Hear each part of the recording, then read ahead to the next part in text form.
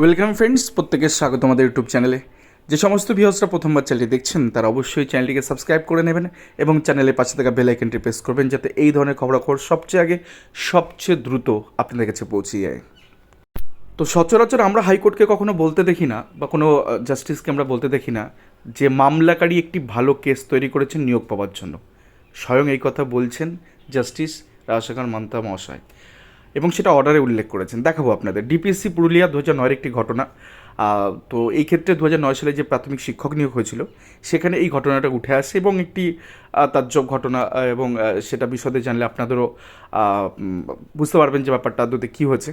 তো এই প্রার্থী কিন্তু চাকরি পাবার দোরগোড়ায়, মোটামুটি আপাতত যা হিয়ারিং যা অর্ডার তাতে কিন্তু মোটামুটিভাবে বলা যায় পুরুলিয়া ডিপিএসসি 2009 ক্ষেত্রে আবার একটি নিয়োগ কিন্তু হবার সম্ভাবনা তৈরি হয়েছে, সেটা কিন্তু মামলা করেই। এই প্রার্থী কী কী করেছেন গোটা বিষয় আপনাদের দেখাবো।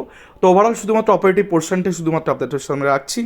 যেটা শুরুতেই বলছিলাম, দেখুন পয়েন্ট নাম্বার 12 কী আছে, প্রাইমা ফেসি, অর্থাৎ প্রাথমিকভাবে ধারণা করা হচ্ছে, it appears to this court that the petitioner has made out a good case for appointment in the recruitment process of the year 2009 with the DPSC Purulia. একদম পরিষ্কার, মানে প্রাথমিকভাবে মোটামুটি কোর্ট এটা বলতে পারছে যে অবজারভেশন বা যে হিয়ারিং শুনানি পর্ব চলেছে, কোর্ট বলছে যে পিটিশনার একটি ভালো কেস তৈরি করেছে অ্যাপয়েন্টমেন্ট পাওয়ার জন্য এই যে রিক্রুটমেন্ট প্রসেস 2009 ক্ষেত্রে, এবং সেটা ডিপিএসসি পুরুলিয়ার ক্ষেত্রে।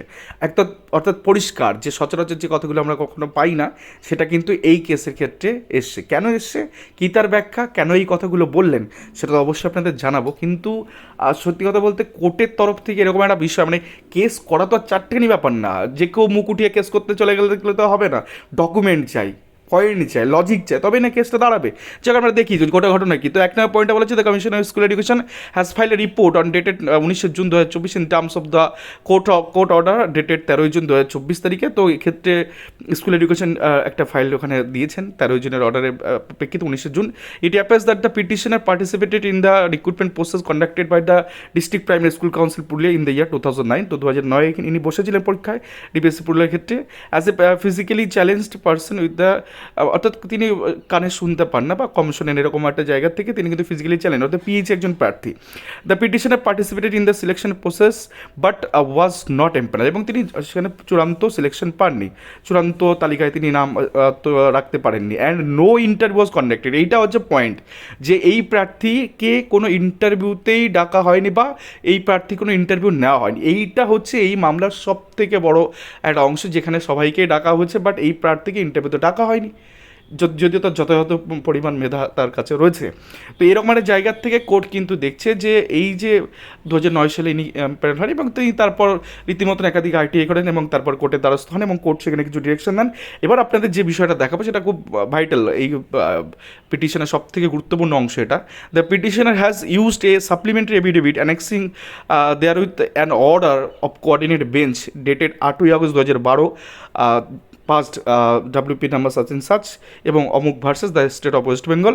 তো এই যে মামলাটা, এই মামলাটার একটা, এই জাজমেন্ট একটা ছিল গুরুত্বপূর্ণ জাজমেন্ট।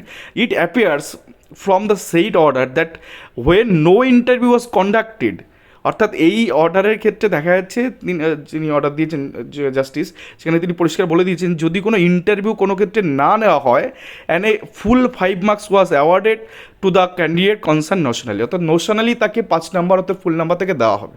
তো এইরকম একটা অর্ডার কিন্তু রেখেছিল, তো সেটা তিনি অ্যানেক্স করেছেন এই মামলার সাথে, এবং সেক্ষেত্রে তার যদি ইন্টারভিউ না নেয় তিনি 5 নাম্বারের দাবি জানাচ্ছেন। এবং পরবর্তী ক্ষেত্রে একাধিক মামলা টামলা জর্জরিত হওয়ার পর তার কাছে এটা চলে আসলো। It further appears that the report of the commission of school education that the cut off marks in the physically handicap category 23.10, অর্থাৎ 23.10 হচ্ছে লাস্ট পিএইচ ক্যাটাগরি ক্যান্ডিডেটের cut off. Even if the petitioner is awarded 4 marks, অর্থাৎ এই petitioner যদি 4 number পেয়ে যান in the viva voce অর্থাৎ interview, he would still qualify at 23.60 marks since without viva he had got 19.60, অর্থাৎ viva ছাড়াই তার নাম্বার হচ্ছে 19.60 নাম্বার। যদি 4 নাম্বারও থেকে দেওয়া হয় তাহলে সে 23.60 পেয়ে যাচ্ছে, আর কাট অফ গেছে কত 23.10। তো ন্যাচারালি ইনি কিন্তু সরাসরি চাকরির জন্য চলে যাচ্ছেন। যদিও ওই যে মামলাটা আমরা দেখলাম, যে মামলার রেসপেক্টে কোঅর্ডিনেট বেঞ্চ সেক্ষেত্রে একটা জাজমেন্ট পাস করেছিল, যেটা থেকে যদি কেউ ইন্টারভিউ না নিয়ে থাকে তাদের গাফিলতির জন্য সেই কনসার্নটি যারা পরীক্ষা কন্ডাক্ট করে, সেক্ষেত্রে কিন্তু 5 নাম্বার তাকে ফুল নাম্বার তাকে দিতে হবে। বাট ইনি যদি 4 নাম্বারও পেয়ে যান, ইনি কিন্তু চাকরিটা পেয়ে যাবেন। তো এইরকমভাবে তার সাজানো গোছানো পরপর ঠিক সময়ে কোর্টের দ্বারস্থ ঠিক সময় আইটিআই করা, এভাবে করে টোরে তিনি কিন্তু যেগুলো যা পেয়েছেন তার পরিপ্রেক্ষিতে যে শুনানিটা হয়েছে এবং মামলার যে প্রেজেন্টেশন তাতে করে কোর্ট কিন্তু এটা বলেছে যে এটা খুবই একটা ভালো মামলা। তো যাক, এই ছিল আজকের ভিডিও। তো মামলাকারী একটি ভালো কেস করেছে নিয়োগ পাওয়ার জন্য, এবং আগামী দিন হয়তো এই কেসে নিষ্পত্তি হয়ে যাবে, কারণ কিছু ডিরেকশন দেওয়া আছে, সেগুলো যদি ঠিকঠাক হয়ে যায়, ব্যাটা বলে খেলে যায়, তাহলে আগামী দিন কিন্তু এই প্রার্থী নিয়োগ পাবেন। সেই 2009-এর ঘটনা, আজকে 2024 সাল। তো এই ছিল আজকে ভিডিওটি ভালো করে অবশ্যই চ্যানেলকে সাবস্ক্রাইব করে দিন এবং লাইক শেয়ার কমেন্ট করে চ্যানেলটির সঙ্গে থাকুন। ধন্যবাদ সকলকে।